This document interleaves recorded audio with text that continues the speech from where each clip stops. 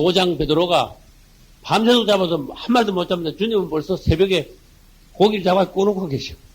밖에서. 해변가에서. 그때 베드로가 주님 앞에 갔을 때 주님이 물으신 게 뭡니까? 요한의 아들 시몬아, 내가 이 사람들보다 나를 사랑하느냐? 내가 주를 사랑하는 줄 주께서 하시네. 그때 하시는 말씀이 두 가지 했어요. 이거 세 번 물었거든? 근데 그 중에 대답하고 두 가지를 말씀했어요. 네. 뭐를 어떻게 알아? 처음에는 내 어린 양을 어떻게 알아? 먹이라. 그 다음에는요, 내 어린 양이 아니고 어린은 빠졌어. 그냥 뭐예요? 내 양을 이제는 먹이라도 아니야. 또 뭐예요? 쉬라. 그냥. 이런 거를요, 아주 상세히 볼 수 있는 게 봐야 돼, 종들은. 이 목양이거든. 먹이고 치는 거 두 가지거든. 주의 종들은 먹이고 쳐야 돼. 먹이는 건 알겠는데 치는 게 뭔지 모르고 양 치는 게 먹이는 거 똑같은 거죠 뭐. 아니야, 틀려. 왜? 다른 거 틀리니까 틀리는 거야. 비슷할 수 있지만은 용어가 틀리는 거야. 양을 먹이는 거는 그대로 어린 양이니까 자꾸 갖다가 풀이 많은데 연한 풀이, 특히 연한 풀이 많은데 갖다가 자꾸 그 앞에다가 데려놓고 잘 먹는가 봐줘야 돼. 그리고 이리와 늑대가 잡아먹지 않나 자꾸 살펴보고 하면서 풍성한 꼴로 자꾸 먹여야 돼. 오늘날 하나님이 기뻐하시는 종들은 초신자들, 어린 양 초신자, 따라서 초신자들이 들어왔을 때 먹이는 걸 잘해야 돼. 이게 들어오자마자 이게 막 들이다 때리기나 하고 막 치기나 하고 짐이나 지우고 막 이래 해라 저래 해라 이거 안 된다 저거 안 된다 도망가 버립니다. 도망 안 가면은 죽습니다. 둘 중에 하나. 내 어린 양은 잘 먹이라. 딴 거 할 거 없다. 일단 먹이라. 할렐루야. 그래가지고 토실 살적을 일단 크게 만들어라. 그 다음에는 어떻게 하냐? 어린 양이 아니고 그냥 양. 요때 양은 큰 양이야. 이때는 이제 지가 혼자 찾아먹게 놔두고 그때부터 치는 거야. 치란 말하면 주먹으로 치란 소리 아닙니다. 일로 가지 마. 절로 가. 이건 안 돼. 그건 안 돼. 이런 걸 다 서린다 그래. 진짜 두 번째 내 양을 치는 게 이게 진짜 목양이야. 합쳐서 목양이라 하지만은 양을 치는 게 목양. 양을 돌보는 거야. 그래서 양치는 목자 그러잖아, 그죠? 양치는 목자는 양을 돌보고 먹이고 혹시 딴 데로 안 가냐 보고 이리가 달게 되지 않나 보고 목자들이 하는 거 보면 오늘날 종들이 뭘 해야 되는가 얼마나 잘 알 수 있어요. 바로 우리 예수님이 목자장입니다. 할렐루야. 우리는 그분의 양을 분양받아가지고 일시로 맡아가지고 일시 동안만 그분의 양을 맡아서 기르는 양을 치는 먹이는 작은 목자들이야. 근데 그 중에 작은 목자라 해야지 싹꾸리면 안 된다 그 말이야. 무슨 말인지 알겠죠? 양치다 뭐 했다 시원찮으면 했다 나 혼자 가뿐이다. 혼자 도망가는 거 그게 이제 싹꾸리다 그런 뜻이야. 아무튼 목자는 먹이고 치는 거예요.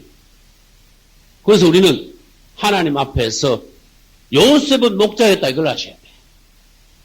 그 다음 누가 목자였는가 하면요. 봐요. 내가 그랬어요. 나쁜 직업은 사냥은 나쁜 직업입니다. 양치는 건 좋은 직업입니다. 요셉이 목자지요. 아벨이 목자지요. 모세도 목자였지요. 다윗도 목자지요. 야곱도 목자지요. 맞죠? 성경 훌륭한 종들이 목자가 많더라고. 살려라고. 키우라고. 양육하라고. 그죠? 여러분들이 훌륭한 종들은요, 자꾸 길러내, 사람을. 길러내는, 키워내는 거야, 자꾸. 그런데 잘못되면 어떻게 합니까? 키울 생각 안 하고 자꾸 엄하게가 막 때리는 거 있지. 그거는 키우는 게 아니에요. 욱박 지르고, 귀를 죽이고, 바리새인들은 어떻게 하는지 아세요?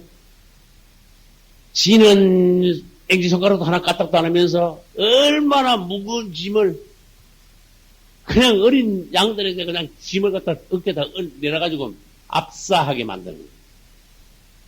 그게 무슨 뜻이에요? 율법을, 온갖 가진 율법을 초신자들 어깨에다 메워가지고 율법으로 눌러죽게 만든다. 먹이진 않고. 지는 한 손가락도 까딱도 안 하면서. 이건 주님이 하신 말씀이에요. 그러지 말고 자꾸 먹이라. 근데 잘못 먹이면 안 됩니다. 건강한 생명의 말씀으로 먹여야 됩니다. 할렐루야. 이게 이제 당신은 어떤 걸로 어떻게 먹이냐? 그 사람의 하나님께서 보시기 점수야. 오늘날 목자들, 작은 목자들. 그래서 내가 하나님 앞에 은혜 받지 못하면, 내가 하나님의 진리의 말씀을 진짜 깊이 깨닫지 못하면 먹이는 거는 틀린 거야. 그래서 내가 먼저 은혜 받고, 내가 먼저 변화받고, 내가 야곱과 같이 요셉과 같이 됐을 때, 그 다음에 양을 먹이고 칠 수 있는 거예요. 그렇게 되시기를 예수님은 축원합니다. 그래서 요셉에 대해서, 목자에 대해서 먼저 봤어요. 두 번째, 야곱이 아들 중에서 누구를 제일 사랑했습니까?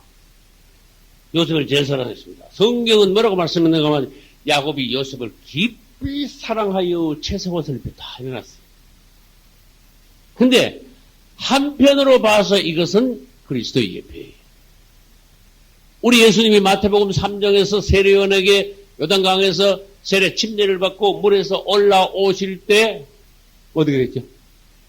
하늘이 열리고 하늘에서 성령이 비둘같이 내려오면서 주님의 음성이 들었습니다. 이는 내 사랑하는 아들이고 이는 내 사랑하는 아들이고 할렐루야. 고개 주목하셔요. 이는 내 사랑하는 아들이고 내 기뻐하는 자. 제가 20몇 년 전에 개인적으로 이 말씀을 받았어요. 온몸이 얼마나 뜨거운지 몰라. 너는 내 사랑하는 아들이다. 내 기뻐하는 자. 여러분 다 하나님의 사랑하는 자녀들. 똑같아요. 다 똑같아요. 그러나 주님이 나를 사랑하는 자로 하나님 기뻐하시는 아들로 인정하신다는 것을 내가 개인적으로 들을 때 내 몸은 뜨거웠어요. 내가 주님의 아들이라는 걸, 하나님이 기뻐하시는 자라는 내 자신이 누군가 알았어요. 그걸 정체에서 이런 그래. 내 정체가 분명해졌어. 그래서 주님 앞에 내 자신을 드릴 수 있는 계기가 된 거예요. 할렐루야. 그 야곱이 요셉을 사랑한 것은 우리 하나님께서 우리 주님을 그만큼 사랑하는 아들로서 이 땅에 보내셨다는 것을 예표하는 것입니다. 그 다음에 한편으로 봐서는 이건 조금 다른 방면에서 생각을 해야 돼요. 야곱이 아들 중에서 요셉을 특별히 지나치게 인간적으로 사랑한 것은 잘못한 거다. 요거는 다른 면이에요. 그래서 우리는요, 어떤 것을 인간적인 감정, 혼 안에서 나의 기호에 따라 특별히 사랑을 쏟는 것은 하나님 보시기에 잘못될 수가 있다. 그래서 지난번에 말씀드렸습니다. 야곱이 이 땅에서 여자 중에 누굴 제일 사랑했어요? 야곱이 라헬을 제일 사랑했죠. 그 사랑은 뭔가 선을 넘었어. 애정, 인간적인 애정. 혼안에서 나온 거예요. 그리스도의 사랑 아가페하고는 뭔가 종류가 다르다고 하는 그런 뜻이에요. 그래서 야곱 안에는 하나님이 보물이 아니라 하나님께서 보시기에는 야곱 안에 꼭 잡고 있는 게 라헬만 잡고 있어. 하나님은 대부분 아시는 게 보물. 그래서 뭐라고 표현했죠? 라헬이 야곱의 마음의 보물이 되었다. 그래서 하나님이 외의 마음의 보물이 되는 것은 안 되니까 주님께서 야곱이 인간적인 보물로 갖고 있는 라헬을 뺏어가신 거야. 그래서 야곱은 마음의 보물을 빼앗겼습니다.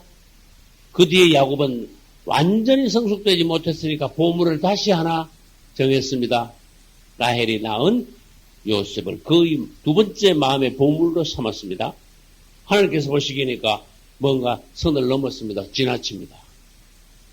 그래서 하나님께서 이것도 또 손을 쓰시기로 했습니다. 요셉도 결국은 뺏겼습니다. 마음의 보물을 또 뺏겼습니다. 마지막 남은 게 뭡니까? 베냐민이 또 남았습니다. 왜? 베냐민도 누가 낳았으니까? 라헬이 낳았으니까. 자연스럽게 이렇게 내려간 거예요. 근데 드디어 하나님께서는요, 끝까지 손을 대십니다. 베냐민까지 보험을 빼앗아 내려 하십니다. 결국 하나님 빼앗아 내셨습니다. 다 뺏길 때, 다 놓을 때, 내가 아주 애착을 갖고 그것이 인생의 목적인 양 해가지고 그냥 끝까지 거기다가 나의 모든 것을 걸었는데 그것이 하나님은 아니야. 하나님 자신이 아니야, 그게. 하나님 외에 다른 걸 막 붙잡고 있었어. 연예인들은 인기라는 거. 알죠, 여러분?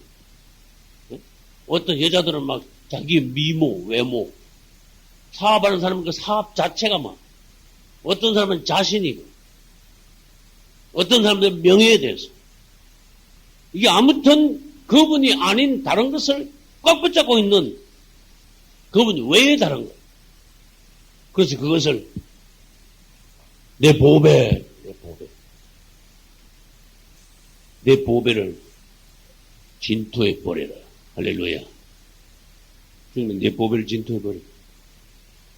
내 오빌의 금을 강가에 돌에 던져라. 할렐루야. 이 욥기 21장에 나오는 말씀. 너는 그것이 하나님이 아닌 걸 내 보배를 잡고 있으니까 그 진토에다 버려. 너 그거 얼마나 보배겠냐? 강가에 돌 있는 그 돌같이 취급하고 돌에다 던져. 그러면 그렇습니다. 전능자가 너의 보배가 될 것이다. 할렐루야. 네가 갖고 있는 걸 놔야지 하나님이 네 보배가 되는데 심지어 목회자들까지도 목회 자체가 마음의 보물이 돼. 그건 안 되는 거예요. 그분을 사랑하는 모르는데 목회를 성공시키려는 어떤 야망, 하나님은 그걸 아셔. 그건 좋지 않은 거예요. 주님 안에서 내가 맡겨주신 일에 성실하고 진실하고 나의 생명까지 드리고자 하는 순교자적인 어떤 정신, 사명, 소명의식 이걸 가지고 주님을 위해서 계속 열심히 하는 거는 주님을 사랑하며 나가는 건 몰라도 살짝 변질되면 목회가 어떻게 되는가 하면 내가 이 목회를 성공시켜 유명하게 돼야 되겠다. 야, 나하고 동창 어느 목사는 지금 200명, 300명인데 난 시골에서 요거 뭐냐? 아, 이거 너무 창피하다. 이거 뭐 노회 때, 총회 때 뭐면 나는 뭐 시골에서 누가 요즘 많이 부흥되냐? 아이고, 창피해서 내가 어떻게 나가냐? 이거는 뭐냐? 벌써 목회가 변질된 거야. 변질됐다. 그래가지고 내가 안 되겠다. 이 목회를 내가 성공을 시켜야 되겠다. 순전 지 자신을 위해서 성공시키려고 하는 거야. 자기 야망이야. 지 이름을 한번 날려보려고. 그래서 실제로 그래가지고 교회 부흥된 목회자들 많습니다. 그리고 그 다음에 자기 이름을 날리는 사람 많습니다. 신문에 막 내는 거 막 되게 좋아. 예? 부흥 갈 때마다 막 사진 막 대문짝 막 내는 거 되게 좋아. 결국은 뭐냐? 자기 자신을 위한 거야. 자기의 명예, 자기 영광, 자기 이름 날리는 거야. 그래서 이게 뭐냐? 인간적인 어떤 야곱 같은 그리스도 외에 가지고 있는 자신의 보물이다. 이것도 넣고 저것도 넣고 다 놔라. 이거 뺏으면 또 저거 붙잡고 그러지 말고 완전히 다 놔라. 다 던져라. 그러난 뒤에 그분만이 내 보배가 되도록 한번 해봐라. 그러면 이 세상 우주의 모든 것이 다 내 것이 될 것이다. 근데 하나님 희한하죠? 내가 예를 한번 들어볼게. 이게 막 보배야. 이게 너무 사랑해. 이게 막 생명보다 더 중요한 것 같아. 그게 막 꽉 잡았어. 이거 하나님이 아니야. 근데 하나님이 이걸 분명히 놓게 하십니다. 이걸 안 놓게 하시면 그 사람 버린 자식이야. 이걸 알아야 돼. 하나님이 사랑한다면 하나님이 아닌 거는 분명히 놓게 해요. 이걸 집 던지게 만들어. 빼앗아. 내려놓게 만들어. 그러면 희한하죠? 이걸 놨잖아? 하나님이 내 보물이 되잖아요. 하나님 무지 희한합니다. 나중에 이걸 다시 돌려주시오. 할렐루야. 이걸 여러분 법칙으로 하셔야 돼요. 근데 돌려받을 때는요, 예전에 그런 마음이 없어. 그분이 나의 제일 큰 보배인 후에는 예전에 좋아했던 거, 이것은 뭡니까? 그리스도 안에서 나가 사랑하는 것이 돼. 사랑스러운 것이 돼. 나에게 소중하고 귀한 것이 돼. 사람으로 생각해봐요. 부부간의 애정을 한번 생각해봐요. 그러면 그게 이해가 될 거예요. 지나치게 자식을 사랑하는 부모들의 마음을 생각해봐요. 이해가 되지. 자식이 완전히 우상이 되고, 자식 우상된다 소리 들었죠? 그냥 깜빡 죽는 사람이 있어. 그거 잘못하면 위험합니다. 그거 진작 내려놔야 돼. 주님께 이 자식을 맺게 하네. 주님 이 자식을 하나님께 드리는데, 이 아이를, 사무엘을 하나님께 드리듯이 이 아이를 주님께 드립니다. 이 아이가 앞으로 무엇이 되든, 어떻게 하나님께 쓰임받든 나는 모릅니다. 왜? 하나님이 내 가정에 선물로 주시가지고, 이 가정에서 성장케 하셨으므로, 이 자식이 크면 분명히 하나님께 쓰임받는 하나님의 뜻이 계셔서 주신 아들이니까 내 아들 아닙니다. 내가 낳았을 뿐입니다. 길렀을 뿐입니다. 하나님이 가져가셔가지고 꼭 필요한 적재적소에 주님의 영광을 위하여 써소서. 그 이 아이는 내가 놓은 거야. 그러면 주님께서 이 아이를 축복하십니다. 사랑스러운 아들로 돌아오는 거야. 애정 안에서 인간적인 어떤 혼 안에서 사랑하는 존재가 아니라 아주 사랑스러운 하나님이 축복하시는, 하나님이 높이고 크게 쓰시는 자랑스러운 아들로 내 품에 들어와. 근데 야곱같이 그러면 라헬같이 그런 식으로 데려간다니까.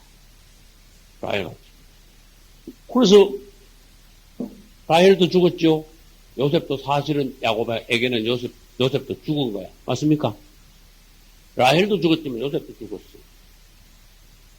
그래서 우리는 창세기를 볼 때 하나님의 뜻, 하나님의 법칙, 그것을 알고 내 안에는 주님께서 기뻐하시지 않는 혼 안에서 깊이 사랑하는 마음의 보물은 나는 없는가? 있어. 있다니까, 여러분.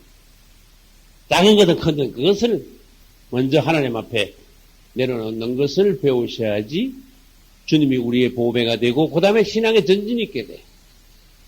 그 다음에 뭔가 더 크게 하나님께 쓰임받을 수 있고 여러분들이 자유하게 돼. 그렇게 되시기를 예수 이름으로 축원합니다. 근데 야곱은 요셉을 너무 사랑해가지고 마음의 보물을 줬는데 반대로 요셉의 형제들은 어떻게 됐어요? 오히려 미워했어. 그것 때문에 미워했어요. 오늘 이렇게 봤어요. 그렇게 미워했단 말이 한 번 있는 게 아니더라고. 한번 볼까요? 4절. 그 형들이 아비가 형제들보다 그를 사랑함을 보고 그를 미워하여, 동그라미 쳐 미워하여. 형들이 그걸 막 미워했어. 그 연사가 불평에다 또 동그라미 쳐 미워하고, 불평하고, 8절 끝에 봐요. 그 꿈과 그 말을 인하여 그를, 이제는 그냥 미워한 게 아니고 뭐예요? 8절 끝에? 더욱 미워하더니 또 일어났어요. 그 다음에 또 봅시다. 11절 형들은 그를 뭐 했다? 이번에는 막 시기했대. 시기한 것까지는 괜찮아. 그런데 18절 끝에 끔찍한 일이 벌어집니다. 요셉이 그들에게 가까이 오기 전에 그들이 요셉을 멀리서 보고 죽이자. 죽이기를 깼대. 이게 점점 나가다가 20절에도 자 그를 죽이자 그랬어.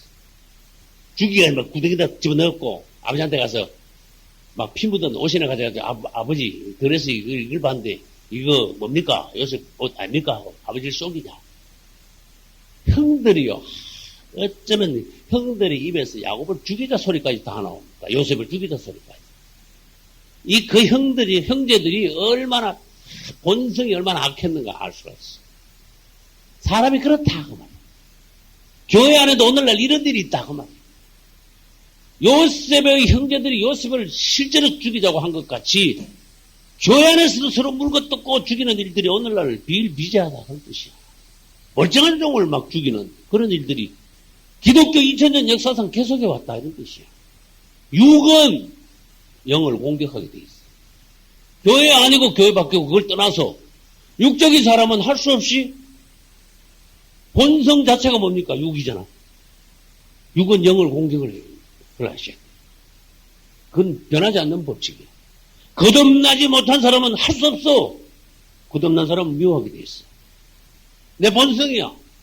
강아지가 뭐 도둑 부시러가면 와웅 뛰듯이 거듭나지 못한 사람은 거듭난 사람을 미워해. 이게 법칙이야. 생명의 법이야 이건 아주.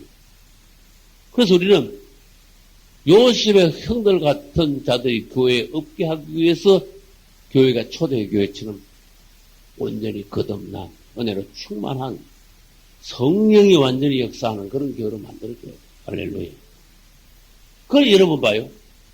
요셉이 그리스도 예표라고 하는데 예수님이 꼭 이런 일을 당하셨어. 그분은 이 땅에 그분의 형제와 같은 인간들에게 오셨습니다. 요셉이 형들을 미워했습니까? 아닙니다. 요셉은 아버지에 의해서 요셉아, 이 형들이 그 양치지 않냐? 그럼 가서 형제들아 불러봐라. 그 아버지 명령 받고 형제들을 둘러보러 갔어요. 우리 주님이 그렇게 오신 거야. 근데요, 그 형들은 미워하고 시기하다가 마침내 죽이기로 작정해가지고 팔아먹었어. 겨우 죽으면 팔아먹었어. 그와 마찬가지로 그분 이 땅에 오셔서 선한 일을, 생명을 위하여 오셨지만은 사람들은 그분을 미워하여, 시기하여, 질투하여, 오해하여, 핍박하여 마침내 요셉은 종의 값에 20에 팔렸어요. 근데 물가가 그동안 올라갔나 봐. 예수님은 30에 팔렸어요. 물가가 그만큼 올라갔다. 그럼 20은 뭐고 30은 뭡니까? 물어야 돼요. 20도 노예 한 사람 값이고 30도 노예 한 사람 값이에요. 남자 노예 한 사람. 이건 분명한 숫자야. 그래서 은 30. 그래서 요셉이 종으로 팔듯이 예수님도 종의 값에 팔렸어요. 그래서 요셉은 예수님을 그만큼 닮은 하나님의 종, 하나님의 사람이다. 그래서 팔렸는데 누구한테 팔렸나? 이것도 예수님하고 또 연결이 돼요. 형들이요, 겨우겨우해가지고 요셉을 죽이는 것만 면했는데 그때 역할을 한 게 르우벤하고 유다가 역할을 했습니다. 그러지 말고 죽이지 말고 팔아먹자.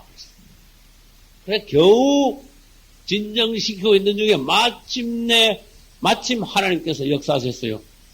낙타 타고 장사꾼들이 막 지나가는데 이렇게 보니까 왔다리 하면서 이쪽 물건사가 있다. 저기 팔고 저쪽 물건사가 이쪽에 팔고 왔다 갔다 하는 상인들이야. 그래서 성경에는 그것을 상고라 그래놨어. 대상들 무슨 말인지 알겠죠? 대상 여럿이 때를 지어가지고 이 지방 저 지방 물건 파는 거야. 아유, 이 사람들 희한한 사람들인데 사람도 다 사. 웃기죠? 이 사람들이 사람을 다 사가져갔어. 누구를 사가져갔어요? 요셉도 사가져갔다. 계시록 18장에 가면 진짜 사람을 삽니다. 마지막 때는. 이거저거 사다가 끝에 가서 마지막 때 제일 끝에 거래하는 분명히 사람들의 영혼이라 해놨어. 요셉이 팔렸습니다. 누가 요셉을 사가져갔는가? 요걸 여러분들이 연구를 하셔야 돼요. 이스마엘 사람들, 그 다음 또 하나 있어요. 미디안 사람들. 그리고 그걸 읽어보면 처음에는 미디안 사람들에게 팔아먹는다다가 그 다음에 이스마엘 사람들, 말이 이랬다 저랬다. 이스마엘하고 미디안하고 같이 아니야. 같은 사람들 아니야. 이스마엘은 여러분들이 잘 알잖아요. 근데 미디안은 아브라함이 그 그두라에서 나는 그 밑에 후손들이야. 이거 완전히 달라. 아주 형제 조상 자체가 달라. 근데 이 미디안에 팔아먹었다 하다가 이스마엘에게 팔아먹었다 그래. 그래, 그게 뭐냐. 두 족속이 섞여가지고 대상을 이루어서 왔다 갔다 날타 타고 장사하는구나. 그다 대고 형들이 그냥 팔아먹어버렸네.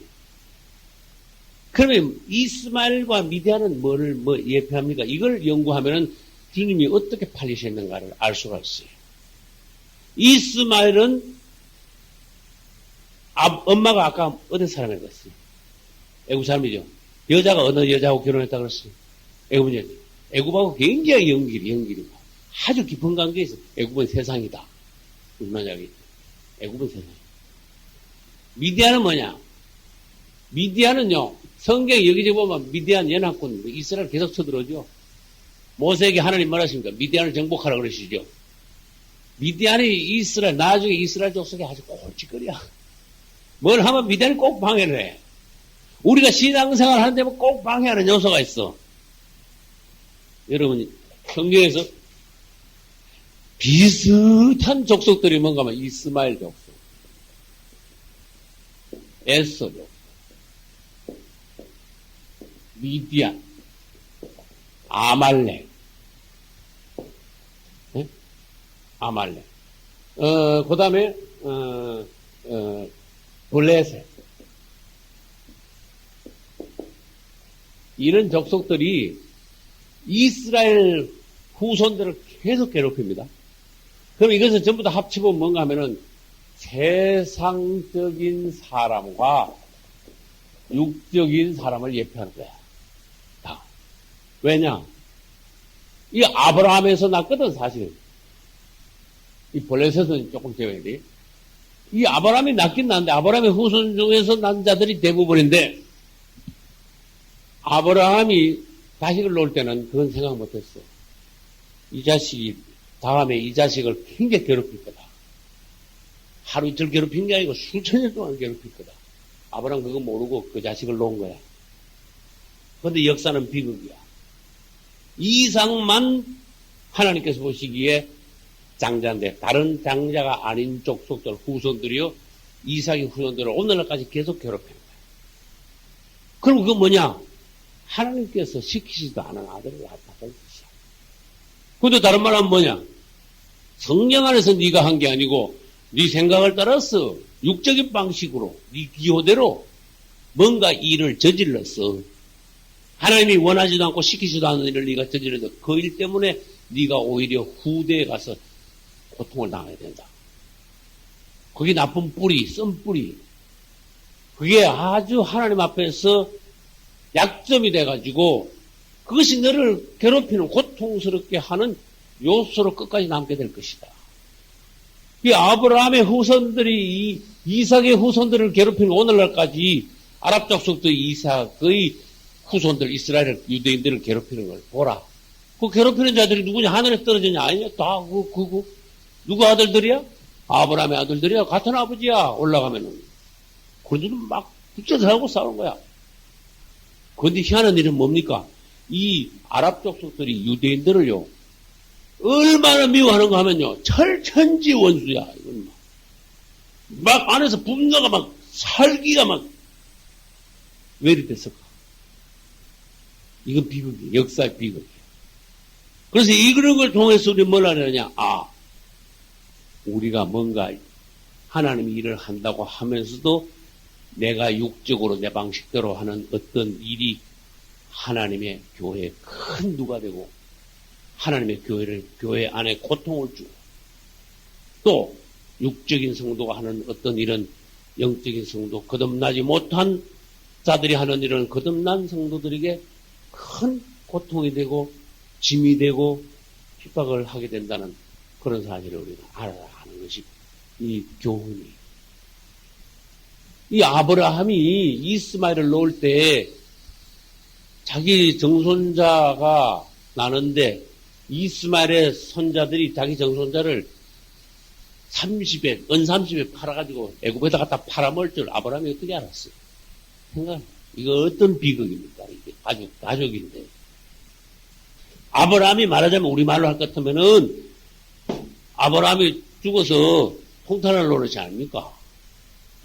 이런 일들이 있을 수 있으니까 우리는 뭡니까? 처음부터 이스마엘을 놓지 마라. 네?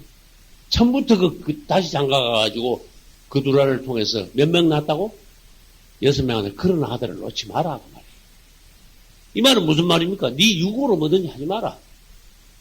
제가 설교할 때 당신은 하나님이 시키지 않는 일을 하고 있어. 할 수가 있어. 그것은 시건방죄야. 주제 넘은 죄야. 왜? 그 주제 넘게 하나님이 시키지 않은 걸 왜 해? 주제 넘은 죄. 근데 주제 넘은 사람들이 보면요. 하나님이 시키는 건 또 안 해. 하나님이 안 시키는 거 하는 건 주제 넘은 죄인데 하나님이 시키는 건 또 안 해. 그거 뭐야? 불순종의 죄야. 그 주제 넘은 죄하고 불순종의 죄하고 다 합쳐가지고 그게 뭐가 됩니까? 이스마엘, 에서, 미디안, 아말렉, 블레셋 이런 족속들이 되는 거예요. 교회 안에서 그런 요소들이 요소. 무슨 말인지 알겠죠? 그런 요소다. 창세기 37장 12절부터 24절입니다. 구약성경 57페이지입니다. 같이 읽겠습니다. 그 형들이 세겜에 가서 아비의 양떼를 칠 때에 이스라엘이 요셉에게 이르되 내 형들이 세겜에서 양을 치지 아니하느냐 너를 그들에게로 보내리라. 요셉이 아비에게 대답하되 내가 그리하겠나이다. 이스라엘이 그에게 이르되 가서 내 형들과 양떼가 다 잘 있는 여부를 보고 돌아와 내게 고하라 하고 그를 헤브론 골짜기에서 보내매 이에 세겜으로 가니라. 어떤 사람이 그를 만난즉 그가 둘에서 방황하는지라. 그 사람이 그에게 물어가로되 내가 무엇을 찾느냐. 그가 가로되 내가 나의 형들을 찾아오니 청컨대 그들의 양치는 곳을 내게 가르치소서. 그 사람이 가로되 그들이 여기서 떠났느니라. 내가 그들의 말을 들으니 도단으로 가자 하더라. 요셉이 그 형들의 뒤를 따라가서 도단에서 그들을 만나니라. 요셉이 그들에게 가까이 오기 전에 그들이 요셉을 멀리서 보고 죽이기를 꾀하여 서로 이르되 꿈꾸는 자가 오는도다. 자, 그를 죽여 한 구덩이에 던지고 우리가 말하기를 악한 짐승이 그를 잡아먹었다 하자. 그 꿈이 어떻게 되는 것을 우리가 볼 것이니라 하는지라. 르우벤이 듣고 요셉을 그들의 손에서 구원하려 하여 가로되 우리가 그 생명은 상하지 말자. 르우벤이 또 그들에게 이르되 피를 흘리지 말라. 그를 광야 그 구덩이에 던지고 손을 그에게 대지 말라 하니 이는 그가 요셉을 그들의 손에서 구원하여 그 아비에게로 돌리려 함이었더라. 요셉이 형들에게 이르매 그 형들이 요셉의 옷 곧 그 입은 채색 옷을 벗기고 그를 잡아 구덩이에 던지니 그 구덩이는 빈 것이라. 그 속에 물이 없었더라. 아멘.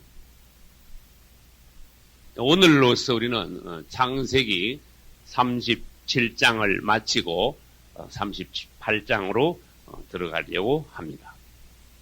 이제 37장 끝부분은 요셉이 애굽으로 팔려감 이런 제목을 붙일 수가 있습니다. 요셉은 하나님의 어떤 경륜, 계획을 따라서 애굽으로 팔려가게 되었습니다. 그러면 여기서 요셉이 애굽으로 팔려간 그것이 단순한 그냥 성경적인 이야기가 아니라 어떤 깊은 뜻이 있는가 세 가지를 먼저 보기로 하겠습니다. 이제 제목은 이 부분의 제목은 요셉이 애굽으로 팔려감입니다. 근데 첫째 요셉이 애굽으로 팔려간 그 목적은 하나님께서 야곱을 다루시기 위한 것입니다. 야곱을 다루시기.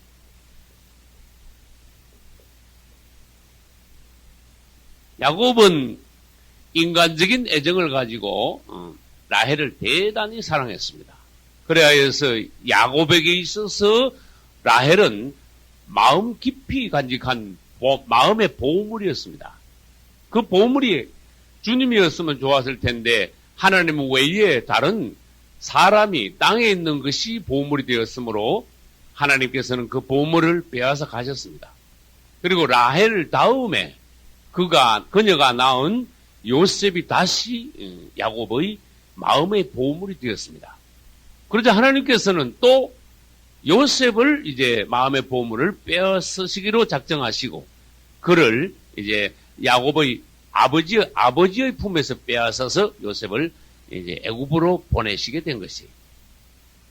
야곱은 평생 동안 하나님 앞에 만짐바되고 다루심바되고 얻어맞고 단련받고 벗겨지고 꺾여지고 부러뜨려지고 그럼으로써 그 많은 세월 동안에 하나님의 다루심을 통하여 사람이 되었어요.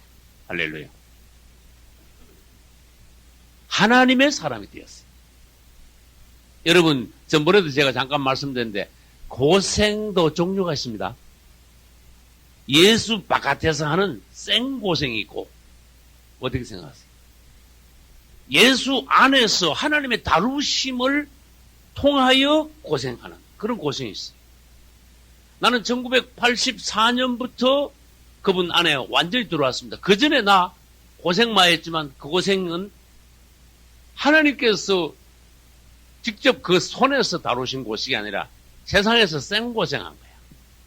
그러나 84년 이후에 사실은 그전보다 훨씬 더 고생을 하면서 이전에 체험하지 못했던 굶기를 밥 먹듯 하고 사람들에게 무시당하고 여러 가지 다사다난한 가운데 어린 중에 목회하면서 천방지축으로 많은 것을 겪고 말하자면 세상 용어로 하자면은 목회도 산전수전 다 겪으면서 별별 내가 이 용어를 쓰니까 용서하세요. 별별 목회하면서 꼬라지를 내가 다 봤어. 목회하니까요 별별 꼬라지가 다 있더라고. 그런 중에 세월을 지나가서 내가 가만히 생각해 하나님이 나를 다루셨구나. 그래도 종을 사랑하심으로 종을 만드시려고 그분이 나를 다루셨구나. 그래서 지나온 세월, 주님의 손 안에 있었던 세월을 생각하면은 내 혼자 생각하면 얼마나 감사한지. 할렐루야.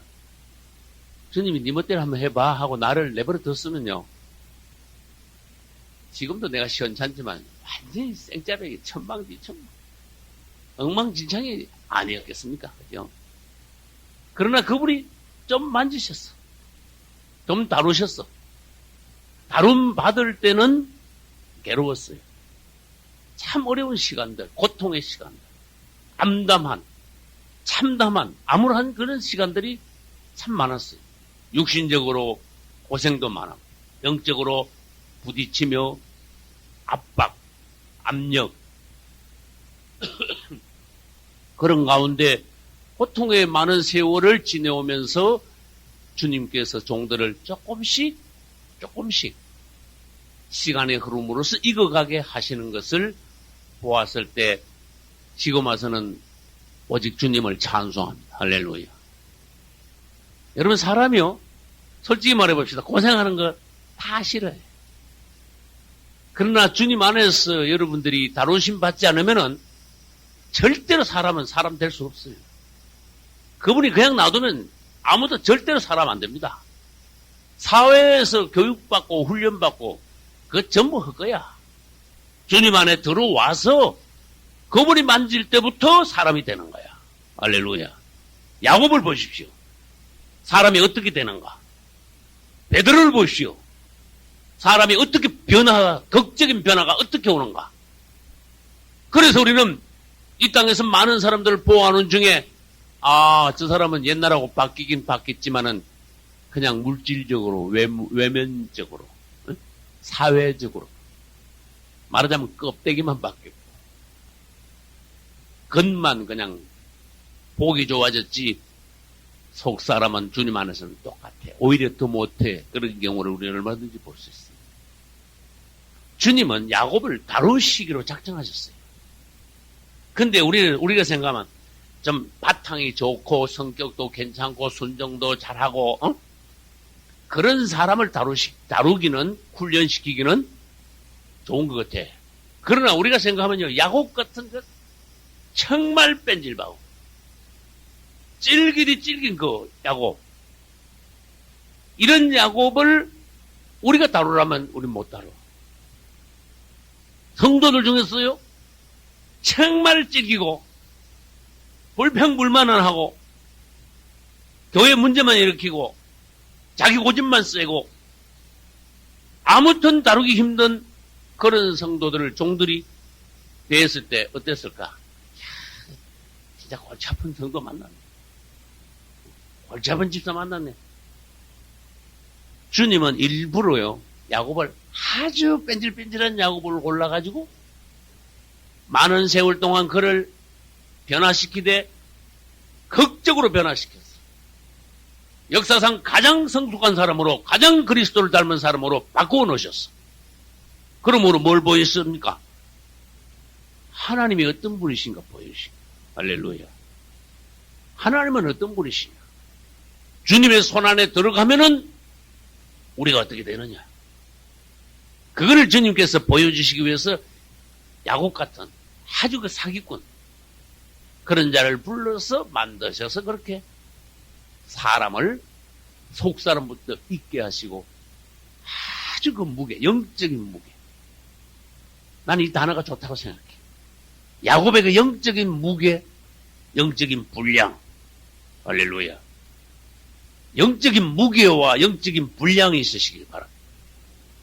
그건 어디서 옵니까? 성경을 그냥 읽어서 오는 게 아니고 그냥 기도만 해서 오는 게 아니고 그리스도가 내 안에, 그분의 생명이 내 안에. 할렐루야. 그분이 내 안에. 그래 이걸 쉽게 말해볼까요? 옛날 우리는 생짜배기였을 때 우리는 흙이었어. 그러나 그리스도 안에 들어오면은 흙이 1차적으로는 돌로 바뀝니다. 그 다음에 돌 성분으로 바뀐 우리가 점점 그리스도 안에서 그분이 만져질수록 우리는 돌에서 보석으로 바뀌어갑니다. 보석으로 바뀌어가면서 한편으로는 금성분으로 바뀌어갑니다. 그리고 결국은 뭡니까? 흙이 보석과 금성분으로 바뀌어간다.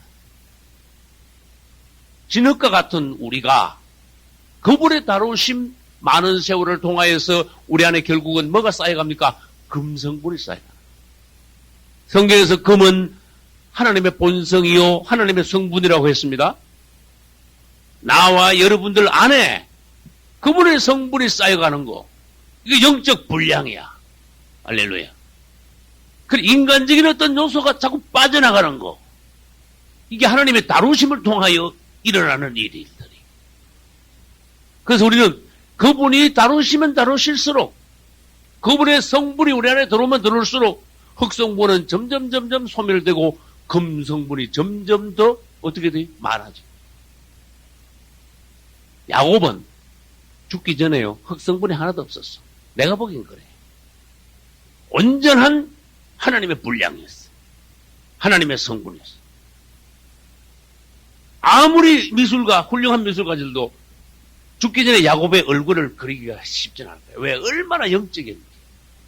얼마나 그 행동 하나하나, 말 하나하나, 표정 하나가 놀랍도록 그 영적인 아주 무게 있는 하나님과 거의 같은 그리스도의 형상에 나타나는 그 정도까지 올라간 야곱의 얼굴을 누가 함부로 그릴 수 있겠냐. 우리는 종들이 돼가지고 이것을 사모해야 돼. 사모하면은 하다못해 야곱의 몇 분이라도 주님이 채우시는 거야. 이걸 알아야 돼. 이 이야기, 창세기는 단순한 이야기가 아닙니다. 하나님의 놀라운 역사의 시작, 거기 안에 많은 씨들이 숨어 있어, 씨들이 뿌려져 있어, 창세기에서 뿌려진 씨들이 발전하여 창세기에 있는 것이 계시록 가면요 완전히 결말에 나는 거예요. 수확이 되는 거예요. 결론이 거기서 나는 거예요. 여러분들이 야곱을 사모하시기를 축원합니다. 하나님은 그분을 다루시기로 작정하셨다 그랬죠. 그러니까 일어나는 일들이 우연이다 이렇게 생각하면 여러분 성경 잘못 읽는 거예요. 그냥 이야기를 읽으면은 여러분들은 성경을 너무 얕은 방식으로 읽는 거예요. 성경에 대해서 이야기할 때도 단순하게 동화책 이야기해 주듯이, 옛날 얘기해 주듯이 그런 식으로 이야기를 풀어나가면은 우리는 성경을 너무 얕은 방식으로 본 거야. 요셉에게 일어난 일, 하나님이 주관하신 일이 아니고 뭐겠습니까? 그래서 세 가지를 한번 풀어보겠습니다. 요셉, 그 12 아들 중에 왜 하필 요셉이 없어졌습니까? 네 부인 중에서 왜 하필 라헬이 제일 먼저 죽었습니까? 다 우연입니까? 성경에 우연이 어디 있습니까? 그분을 인정하셔야 돼요. 우리가 예수 바깥에 있다가 예수 안에 들어오면은 모든 일어난 일들에 그분을 먼저 인정해. 무슨 일이 있으면은 놀라지 말고, 네? 무슨 일이 있으면 이게 뭐냐 그러지 말고 주님 앞에 나가서 주님이 하시는 모든 일이 선하십니다. 그래도 먼저 그래야 돼. 모든 일이 주의 손 안에 있는 것을, 당신의 주관 하에 있는 것을 저는 믿습니다. 할렐루야. 이 고백이 나오죠. 야곱을 하나님께서요 마지막으로 다루시려고 그래. 요셉과 그 동생 누구? 베냐민을 통하여서 하나님은 야곱을 마지막으로 다루시고 그 분량이 극치가 되게 하시려고 그래. 그래서 12 아들 중에 가장 사랑하는 누구? 요셉을 마음의 보물을 빼앗아가시고. 그래서 우리 그 법칙을 다시 봅시다. 여러분 안에 주님 외에 엄밀히 사랑하는, 애착을 갖는, 붙잡고 있는 다른 어떤 것이 알게 모르게 여러분 안에 숨어 있다면은 그건 여러분의 영적인 성장이 절대로 있을 수 없어요.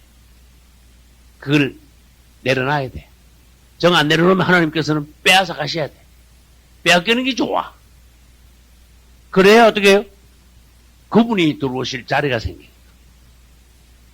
그래서 내 보배를 어디다 던지라? 진토에 버리라. 내 오빌의 금을 강가에 돌에 던지라. 네가 가장 이 세상에서 귀히 여기는 게 있느냐? 그것을 주님 앞에서 내던져라. 그래야 전능자, 그분이 너희의 보배가 될 것이다. 할렐루야. 그래서 마음의 보물을요, 빼앗김으로 야곱은 또 다루심을 받게 됐어요. 여러분, 이게 성경 이야기가 나무 얘기 같죠? 실제로 한번 생각해 봐요. 여러분, 자녀들 중에 아주 사랑하는 자녀를 어느 날 잃어버렸어. 자녀가 들에 나갔는데, 학교를 갔는데, 없어졌어. 누가 다음에 옷을 어디서, 산이나 어디 들에서 어디서 옷을 주워왔어. 그러니까 그 옷이 자기 아들 옷이 맞아. 근데 그게 다 피투성이가 됐어. 그 부모의 심정을 여러분 아셔야 돼요. 아주 이런 슬픔요, 내가 죽는 슬픔보다도 훨씬 더 깊이 만져지는 슬픔. 사람이 슬픔이 극치에 도달하면요, 내 자아가 없어지는 거예요. 하나님 앞에 가장 깊이 만져지는 순간이 하나님 앞에서 사람이 조촐해지는 거예요. 저는 그런 걸 여러 번 체험했어요. 감기만 깊이 들어도 하나님 앞에 이렇게 가면요, 내가 영혼이 자잘해지는 것 같아요. 욕심도 없어지고, 주님 앞에서 연약한 내 자신을 가지고 주 앞에 가서 내가 엎드리면 영혼이 그때서 더 깨끗해지는 것 같아요. 주님은 더 높아지시고 더 가까워지시고, 그래서 내가 약할수록 그분이 나에게 더 귀하고, 약할수록 내 영혼은 더 맑아지고, 그래서 이게 다 주님 안에서 아름다운 것이구나, 유익한 것이구나. 근데 그게 아닙니다. 야곱은 가장 사랑하는 마음의 보물을 또 잃었습니다. 라헬을 잃었을 때 얼마나 슬펐겠어요? 요셉을 잃었을 때 얼마나 가장 깊은 슬픔을 맛보았겠어요? 그것을 통하여 하나님은 야곱에게 뭐가 가르치는 게 있습니다. 뭔가 인생이라는 것이 이 땅에서 있는 동안에 하나님 외에 붙잡고 있는 것이 허망한 것이구나. 야곱은 깨달았을 거야. 그 다음에 두 번째 봐요. 요셉이 왜 애굽으로 붙잡혀 갔을까? 이스라엘이 탄생케 하기 위해서. 탄생. 요셉이 애굽으로 가야 거기에서 연단 끝에 요셉이 애굽에서 뭐가 돼요?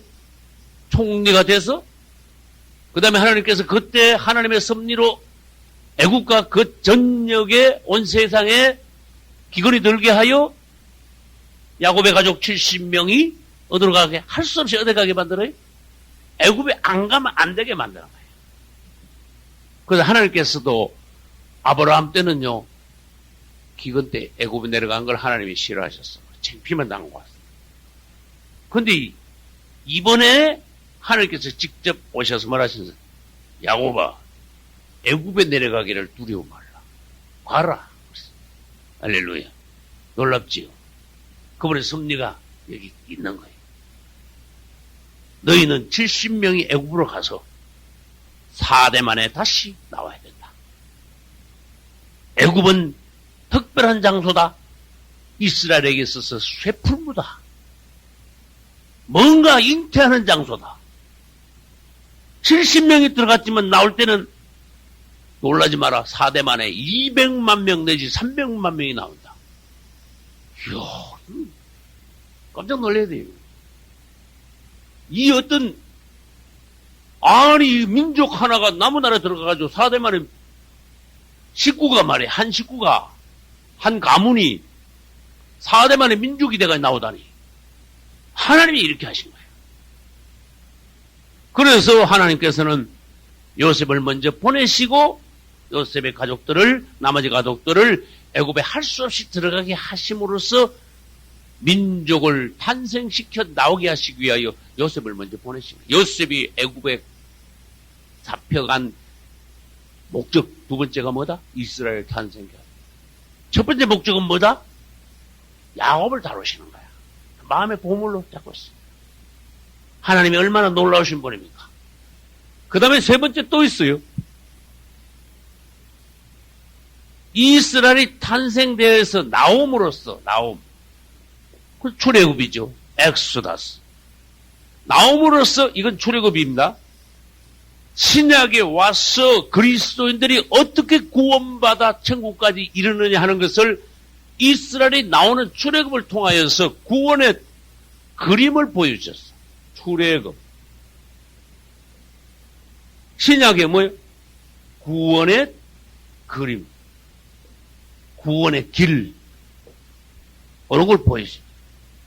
이스라엘이 애굽의 가족들이 애굽에 들어가지 않았고 200~300만 명의 민족이 돼가 나오지 않았다면 그들이 요단강을 건너 광야를 통과하여 홍해를 건너 광야를 통과하여 요단강을 건너 가나안을 정복하고 거기서 12지파가 땅을 분배받아 하나님의 왕국을 세우는 그 과정이 구약이 만약에 없었더라면 오늘날 우리는 예수 믿으면 구원받아. 그냥 그러고 끝나. 근데 출애굽은 얼마나 놀랍습니까? 애굽에 있을 때부터 그 상세한 과정을 얼마나 상세히 보여주시는가 하면 가나안 땅에 들어가가지고 그 땅 분배받아서 하나님의 왕국이 세워질 때까지 과정을 쫙 보여줬어. 그림으로. 오늘날 우리는 출애굽을 보면은 그 다음에 민수기를 보면은 여호수아를 보면은 사무엘상을 보면은 어떻게 우리가 오늘날 세상에서 나와 다른 말로 사단의 소나기에서 나와 이 광야와 같은 신앙생활을 통과하여 천국을 들어가 차지하여 천국을 우리 것으로 분배받느냐 차지하느냐 이런 과정을 출애굽기 이하 성경들을 통해서 볼 수 있다는 거예요. 할렐루야. 구약은 그래서 귀합니다. 구약이 없으면 신약의 어떤 항목들이 그냥 이론적이 돼. 깊이 이야기가 힘들어져. 그래서 예를 들어서 세례. 그럼 구약으로 가서 그림을 한번 봐야 돼. 세례에 대해서 보려면은 성막에 가서 물두멍을 봐야 돼. 할렐루야. 오늘날 신약적인 모든 것이 구약 안에 그게 그림으로 설명으로 그게 내포되어 있다. 그래서 우리는 세 번째 요셉이 왜 애굽을 갔느냐? 들어갔다가 나오면서 출애굽하면서 그들이 민족이 되어 가나안 땅까지 들어가서 왕국을 세울 때까지 과정을 통하여 오늘날 이 신약 시대에 어떻게 그리스도들이 구원받아 천국까지 들어가냐 하는 과정을 그림으로 보여주시기 위하여서 첫 단계가 뭐냐? 요셉을 애굽으로 보내신 거예요. 할렐루야. 우리는 성경의 그 절묘함, 아주 그 성경의 그 오묘함, 하나도 헛된 것이 없는 주님의 놀라운 그 지혜, 이런 것을 보고 주님을 찬양해. 할렐루야. 이제 야곱은 아들을 불렀어요. 요셉아, 예. 네 형들이 그 양치러 갔잖냐? 예. 그 형들이 양을 잘 치고 있느냐? 뭐 별일 없냐? 네가 한번 돌아보고 오너라. 그래서 요셉이 예 하고 갔어. 야곱이 구약에서 가장 성숙한 사람이고 자기 아들 요셉보다 영적인 분량이 굉장히 더 높아요. 그러나 야곱도 요셉을 못 따라가는 게 있어. 지난 시간에 말씀드렸어요. 요셉이 야곱 자기 아버지보다 더 나은 점이 뭐예요? 더 나은 점도 있어. 그리스도를 예표하는 방면은 요셉이 훨씬 더 많아. 야곱은 그리스도를 예표하는 방면은 자기 아들 요셉 때문에요. 몇 번 일도 안 돼. 근데 요셉은 여기서부터 벌써 또 그것도 또 그리스도를 예표하는 거예요. 목자인 것도 그리스도를 예표하는 거예요. 오늘날 아버지에 의해서 이들아 네 형들, 곧 형들을 다른 말로 하면 영원한 브라더야. 형제들이 잘 있나 둘러보고 오너라. 아버지에 의해서 보냄받은 우리 주님이 그분의 형제들, 땅에 있는 형제들에게 보냄받은 것의 그림자예요. 근데 보냄받았어? 형제들인데도 그 형제들은 요셉이 왔을 때 반갑게 맞이했습니까? 아니야. 저거 죽이길 깼어. 예수님이 그 형제들, 유대인들에게 오셨을 때 유대인들이 반갑게 맞이했습니까? 아니야. 죽이기를 깼어. 똑같지 않습니까? 구덩이에 때려 넣었어. 근데 결국 안 죽고 올라왔어. 주님이 죽으셨다가 부활하신 것의 예표 아닙니까? 요셉이 또 애굽에 가서도 감옥에 들어갔다가 총리가 돼서 바로 또 올라왔죠. 영광을 얻어서 올라왔죠. 그것도 주님이 죽으셨다가 3일 만에 부활하신 것의 예표입니다. 할렐루야. 요셉이 하는 모든 것을 그냥 넘어가면 안 됩니다. 요셉을 통해서 그리스도께서 어떤 분이신가? 여러분들이 그것을 알 때 하나님이 그런 걸 기뻐하시는 거예요. 할렐루야. 이제 아버지에 의해서 보냄받았습니다. 히브리서 1장 1, 2절에는 옛적에 선지자들을 통해서 여러 모양으로 말씀하시던 하나님께서 이 모든 날 마지막에 이제는 누굴 보내셨다? 아들로 우리에게 말씀하셨다. 또 다른 데 봐요. 마태복음하고 누가복음, 요한복음에는 어떤 부분들이 있는가 하면은